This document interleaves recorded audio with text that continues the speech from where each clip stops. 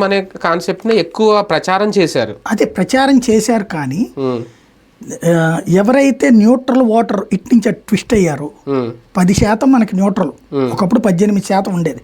ఆ 18% ఉన్న రోజుల్లో చిరంజీవి ఒకసారి వచ్చినా, బీజేపీ ఒకసారి వచ్చినా ఇట్లాగొచ్చినాయి. ఈ 18% నుంచి ఇప్పుడు విడిపోయిన రాష్ట్రంలో 10% ఉంటుంది. 10 నుంచి 11% తటస్థులు ఉంటున్నారు.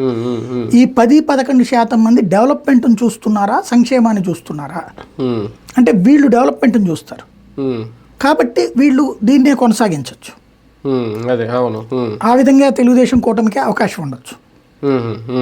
ఎందుకంటే ఇప్పుడు అండర్ కన్స్ట్రక్షన్లో ఉంది. క్రిందసారి జగన్ వచ్చాక అతను అండర్ కన్స్ట్రక్షన్లో ఉన్న దాన్ని ఆపేశాడు.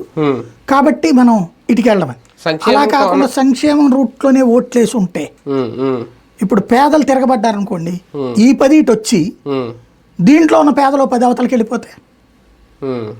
కాబట్టి వీళ్ళకి తెలుసు, మేబీ 27-28 అనుకోండి, 28 ఎన్నికలు అంటే 26 నుంచినో 27 నుంచినో ఒక్కొక్క పథకం పెట్టేస్తారు వీళ్ళు, చేసి పెట్టేస్తారు, తెచ్చి పెట్టేస్తారు. అప్పుడు అదిగో సంక్షేమ అభివృద్ధి 2 చేశామని చెప్తారు. ఎవడు వదిలిపెట్టేస్తాడు? ఎవడు తెలివితేటలు వాళ్ళు ప్రదర్శిస్తారు. వైసీపీకి ఒకవేళ గడ్డు కాలం అవుతుందా?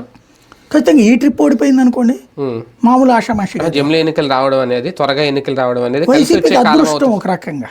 ఎందుకంటే ఇంత వేగంగా అవకాశం వచ్చినట్టు కదా. కాకపోతే ఈ లోపు అది సింక్రనైజ్ చేసుకోవాలి పార్టీని. పోయిన చోట కొత్త వాళ్ళని సెట్ చేసుకోవడం కానీ ఇదంతా.